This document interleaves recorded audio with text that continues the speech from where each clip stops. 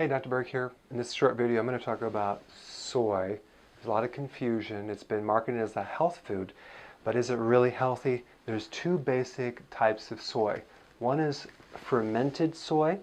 Okay, fermentation is this: when they add some friendly bacteria, friendly yeast, friendly mold, and then through this enzymatic action, you create a new food that's a lot easier to digest in your body. So it improves the food, and you have also yogurt and cheese is fermented, and you can even ferment other foods as well. But when you ferment soy in tofu, tempeh, miso, or soy sauce, these are the foods that the Chinese have been consuming for a few thousand years. Okay, so they've proven that they're acceptable to consume, and the Chinese basically consume them in a lot smaller amounts than Americans. They also have their genetics slightly different than Americans in that they can digest them a little bit better. In America, we don't consume very much fermented. Instead, we consume the unfermented soy. And there's not been enough studies to show the damage, but there's been a lot of studies that show that, that the safety of this, but there's been studies that show that there's very unsafe, even causing cancer, and even tumors in your liver, because soy, if it's unfermented, acts like an estrogen in your body. And there's been studies of mixed reviews, and I think this is where the confusion is. It shows that it's beneficial, the isoflavonoids, but then there's some negative effects as well. It increases estrogen and it decreases estrogen.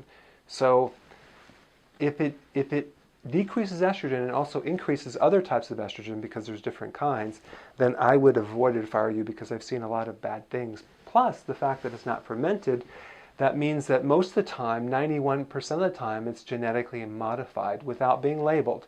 So they're allowed to contaminate it with a lot more pesticides than you would if it's not GMO.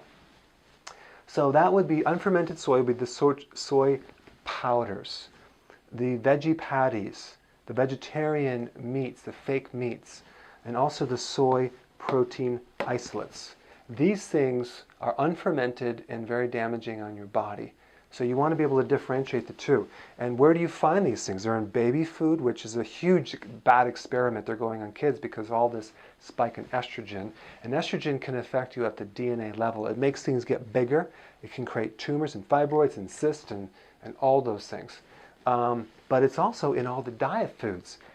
Many of the main diets out there that offer prepackaged foods use this soy powder or soy protein isolates as their main protein because it's very high in protein, low in carb, but it comes with a package.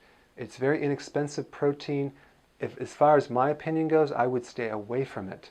It's also in all those little bars that you get, the protein bars, which is basically soy and maybe some sugar in there. So you have that, and you have the prepackaged foods, and you have all the different shakes and the baby food, and the vegetarian meats and things, and the soy milk. All those things are unfermented. So again, this is a huge experiment we're doing in the US. We're consuming way, way too much of this soy, and there's a lot of research. And I placed some links below if you want to look at some of the data about soy and the negative effects. So it's okay to have fermented soy in small amounts, but I would recommend not doing these simply because the research isn't complete yet and there's too many negative effects on the unfermented soy products.